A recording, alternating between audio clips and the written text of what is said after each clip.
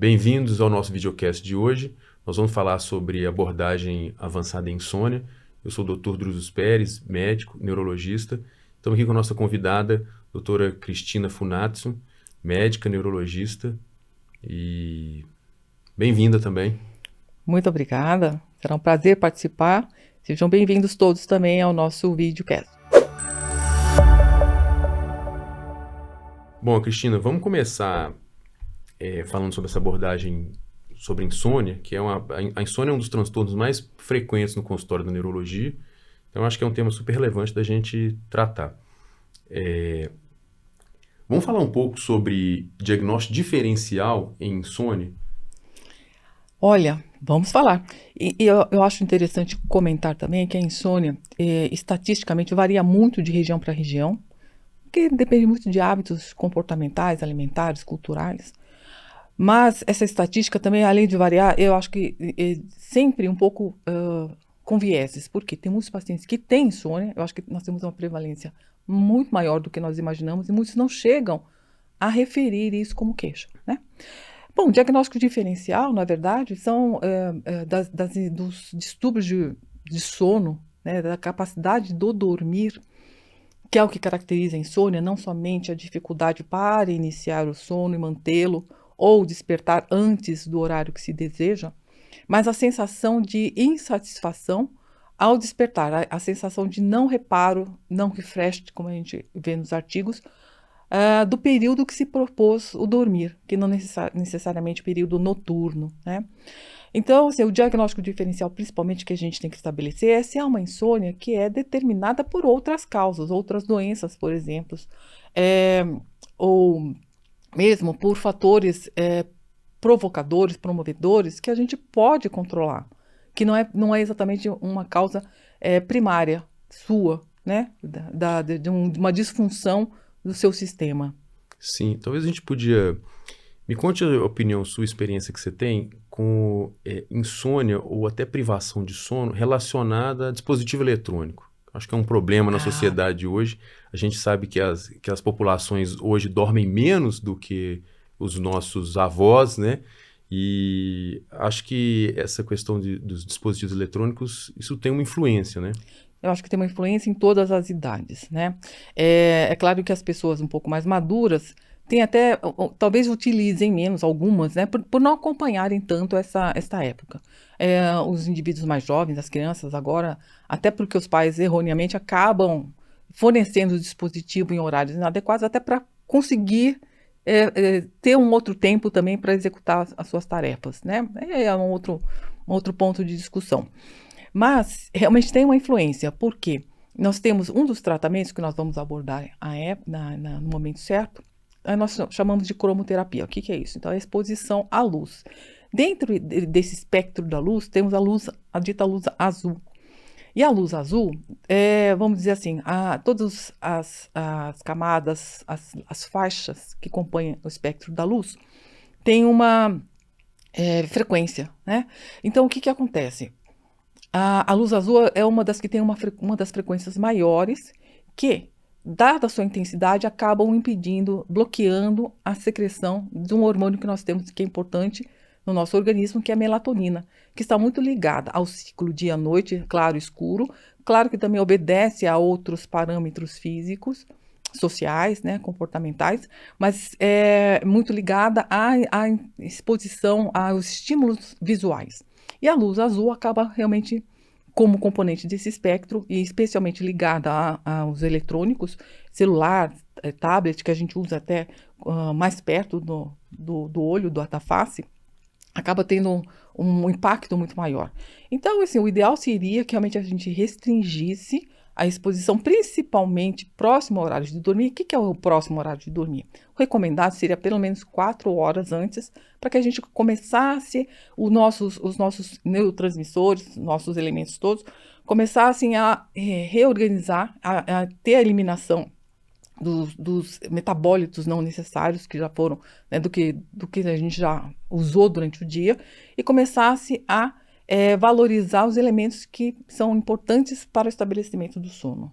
Então, umas 4 horas seria legal. Eu mesmo sinto essa diferença. que é complicado, né? A gente precisa, né? 4 horas é bastante tempo antes, assim. Né? E até para a gente orientar os pacientes com relação a isso, às vezes eles ficam meio assim, né? Não, mas é muito tempo antes. Mas eu uso até explicar e falar com meus pacientes assim, que o sono, assim como outros processos fisiológicos, ele vai acontecer. Você tem que pensar o que está, né, Impedindo. ali que está atrapalhando o sono de chegar. Uma dessas coisas é o dispositivo eletrônico hoje, né? Outros fatores que a gente observa também muito frequente, a ansiedade. O paciente ansioso é muito comum sofrer de insônia, né? E que outros diagnósticos de transtornos do sono poderiam influenciar nisso também? A polissonografia é o exame principal relacionado à avaliação da qualidade do sono desse indivíduo. Eu diria assim, para aquele indivíduo que, francamente, tem a sensação de que não dorme, seria um exame desnecessário para comprovação, entre aspas, né? Porque existem o que nós chamamos das insônias, pseudo-insônias, e as insônias por impercepção. As pseudo-insônias são aquelas ditas sensações de não dormir em situações gozadas, assim, habituais, ou quando você está na sua cama. Mas quando ele vai no hotel, na casa do vizinho, do amigo, ele fala assim, ó, dormi bem pra caramba e gostaria de saber qual que é o colchão que você usa. Tá? Então, assim, são mecanismos outros não sabemos dizer exatamente por que isso acontece. Mas saindo daquele ambiente que deveria ser o mais acolhedor para ele, ele tem a sensação de dormir. A insônia por impercepção, ele dorme também, mas em qualquer lugar, assim, tanto na casa dele como em outro ambiente, mas ele não tem a sensação de dormir. Então, nós chamamos... como é que nós percebemos isso? Pela sensação do matinal dele, de bem-estar, se ele falar que não dormiu, mas como que é o desempenho dele durante o dia? É bom? Não tem fadiga? Não tem sonolência durante o dia? Não tem alteração de memória, de dor que não é relatada, observada por outras causas? Né? Então, assim, provavelmente esse indivíduo dorme. Então, eu acho assim, para aquele indivíduo que, francamente, fala que não dorme, a polissonografia seria interessante nesses casos.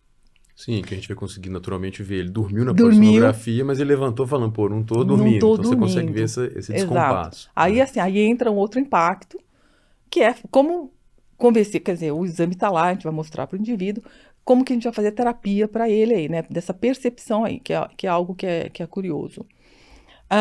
Mas uma outra situação são os indivíduos que são chamados assim de dormidores curtos. E mesmo assim, os dormidores longos. Os dormidores curtos são aqueles que, naturalmente, claro que a quantidade de sono varia muito da idade e de indivíduo para indivíduo, de acordo justamente com fatores ambientais, culturais. Mas tem aquele indivíduo que naturalmente precisa de relacionado à faixa etária dele, de menos horas. Então, por exemplo, um indivíduo que está lá com seus 40 anos poderia dormir talvez 7 horas, seria suficiente para ele. E ele, na maioria dos indivíduos, esse indivíduo com 6 horas, 5 horas e meia, fica bom, fica bem. E aí ele fica tentando acompanhar a maioria, porque a maioria dorme 8 horas, e eu preciso dormir 8 horas, 9 horas. Então, é uma armadilha, não é um insônia real. E ele fica, às vezes eles procuram... Você até pergunta no consultório, mas você está cansado? Você tem fadiga? Não tem. Mas eu não estou dormindo. Isso gera uma ansiedade. A ansiedade de não estar dormindo, porque ouviu falar que o outro tem que dormir, que ele tem que dormir 8 horas e... Ou até porque ele vê, às vezes, a família toda repousando e ele não acorda e não tem o que fazer. Ou até teria o que fazer, mas acaba incomodando, dependendo do ambiente que ele tem. Às vezes não tem muito local para ele ir na casa. Eu acho que até um tema interessante isso, que é essa abordagem do idoso com transtorno de sono e do idoso com declínio cognitivo, que é muito comum transtorno de sono. Então. E você imagina um dormidor curto desse, que precisa ser supervisionado, com um sono... Coitadinho. Coitado da família, de todo mundo em volta. Né? Você falou, antes de você falar do idoso, que é algo que eu queria tocar mesmo, mas eu estava falando do dormidor curto, mas tem o dormidor longo também. O dormidor longo é aquele que, na verdade, precisa de mais horas do que o normal. Então, ele até dorme. Mas ele é o cara que dorme, mas ele dorme depois durante o dia, dorme na reunião, dorme almoçando, dorme dirigindo, então, ou seja, em todas as condições inconvenientes aí e perigosas. Então, na verdade, assim, ele é um insone no sentido de que ele tem um sono não reparador. Sim. Ele dorme, mas não tem um sono satisfatório, de satisfação física. E aí precisaria ser identificado, assim, é o indivíduo que, por exemplo, nas férias, no final de semana, dormindo um pouco mais, ele consegue se refazer.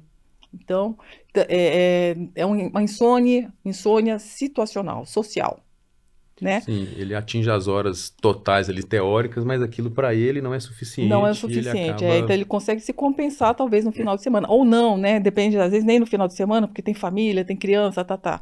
Mas isso seria importante identificar. E como é que a gente vê isso na polissonografia? O sono noturno dele é bom na polissonografia. Então, assim, ele dorme, tá, dorme bem, por que não se refaz, né? Uma outra característica, como você falou, é do idoso. Então, assim, um falso diagnóstico é o seguinte: o idoso tem menos atividade física, menos compromisso, não tem aquela rotina de ter que cozinhar, buscar filho na escola, né? Não tem o compromisso de trabalho. O que acontece? Ele se expõe menos à luz durante o dia e chega lá às 6 horas da tarde, o que ele faz? Senta no sofazinho, penumbra, né? Novelazinha, jornalzinho, dorme. E ele, já pela própria atividade física menor, talvez ele não precise realmente de 8 horas, 6 horas, 5 horas, talvez ele fique bem. Aí supomos, ele tá vendo o jornal lá, ele dorme das 7 às 10 da noite, 11 que seja. Chegou o filho, chegou o neto da faculdade, de escola, ele acorda, mas ele já dormiu 4 horas. E aí fala assim, tô com insônia. Meu pai tá, minha mãe, minha tia tá com distúrbio comportamental, porque ó, chega às 11 horas, quer lavar prato, quer fazer coisa, porque ele tá sadio, Sim. saudável. Então às vezes uma situação que a gente precisa organizar a ele e a família, organizar rotinas do dia. Sim, é importante, e na verdade a gente falou sobre algumas coisas no diagnóstico diferencial, e a maior parte desse diagnóstico diferencial, ele vai sair na história, né? A É colher a história. história, você colher a história da casa, da família, e perguntar por que, né? Perguntar a pessoa, por exemplo, você levantando para lavar a louça, mas por quê? O que você está em fazer? Por que você lava a louça? E a pessoa, às vezes, ela traz isso com muita clareza do que está acontecendo, do que está se passando, e a gente consegue identificar melhor o Cada que história. são cada um desses problemas. Perfeito. Eu queria que a gente falasse, vamos falar um pouco agora sobre o arsenal terapêutico que a gente tem em medicina do sono. Eu queria dedicar esse momento agora um pouco mais para a parte medicamentosa mesmo, que mais para frente a gente vai falar um pouco sobre a terapia não medicamentosa. Que é importante, né? Que é o que a gente gosta de valorizar e chamar a atenção, né? O que acontece? Olha, com toda essa evolução da medicina, não só da medicina, né? A medicina está muito atrelada à evolução tecnológica, né? Que tá nos dando muito arsenal para investigação, né? Veja, a polissonografia, acompanhada do vídeo, né? Da filmagem, nos clareou em muitas patologias relacionadas a várias doenças, inclusive aos distúrbios do sono. Embora isso tenha tido uma evolução, em termos de medicação, gozado, a gente não teve, não só nessa área da neurologia, da insônia, do sono, a gente não teve essa evolução tão efetiva em termos de medicação. Então, nós temos aí as várias medicações indutoras específicas para os distúrbios do sono, relacionados ou não a outras patologias.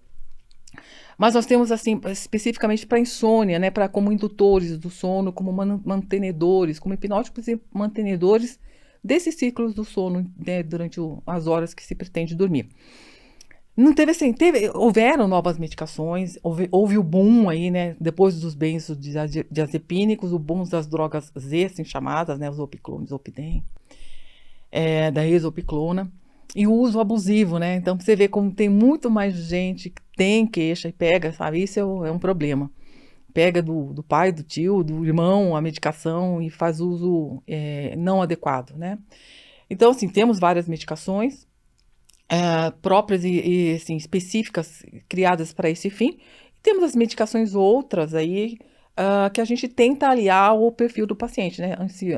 Os ansiolíticos, os antidepressivos, às vezes até os antiepilépticos também, dependendo da queixa, né? Então temos um arsenal aí, mas olha, De uma forma ainda geral, o caminho é a gente tentar conseguir que a pessoa durma, vamos dizer assim, por métodos próprios, comportamentais, né? comportamentais, E físicos mesmo. o medicamento a gente vai tentar reservar ele para situações especiais, apesar de que vem muito paciente e a gente percebe, né, a gente como neurologista, de uma forma geral, a gente recebe pacientes referenciados, né, para medicina do sono, e a gente acaba observando que eles já tentaram usar várias coisas, não tiveram sucesso, várias coisas que eu digo do ponto de vista de farmacológico mesmo, Uhum. usei isso e aquilo, e tem um sucesso ali temporário, Ou ou tá não. insatisfeito porque tá dependendo da medicação, ou não, nem funcionou, né? Ou nem funcionou e a gente fica, como é que diz? Fica a pé mesmo nesse sentido, né? Então, aí eu vou te perguntar. É claro que a gente quer, o padrão ainda é educar o paciente, é favorecer o sistema próprio que todos nós temos. Sim, É inerente ao nosso organismo. E a outras espécies também, então, né? Mas veja, enquanto não tratar medicamentosamente, o quanto que eu favoreço a cronificação desse paciente? sim, Como decidir isso, né? São aqueles momentos onde realmente, dado história, exame físico, dado história repetida, retirar a história, às vezes mais de uma, complementar, né? Complementar o exame físico em outras visitas, a gente vai, às vezes, obtendo mais informações e sentir qual é o perfil daquele indivíduo, comportamental daquele indivíduo, perfil social, laboral, familiar, e saber quanto que o não medicar também pode ser mais prejudicial agudamente, assim, a curto prazo, de eu favorecer uma insônia crônica. É difícil, tem que ter sim, um exame, não tem jeito, o exame médico é ainda fundamental. sim. É, agora nós vamos partir para a parte mais, vamos dizer assim, mais artesanal, uma parte mais menos farmacológica, assim, dentro do nosso videocast aqui, nós vamos discutir um pouco outras terapias. Como é que a gente faz isso? Como é que a gente ajuda um paciente a poder dormir e quais estratégias que a gente pode utilizar? Essa parte aqui, daqui para frente, é para os alunos que estão fazendo o curso e vamos dar sequência nessa nossa conversa aqui.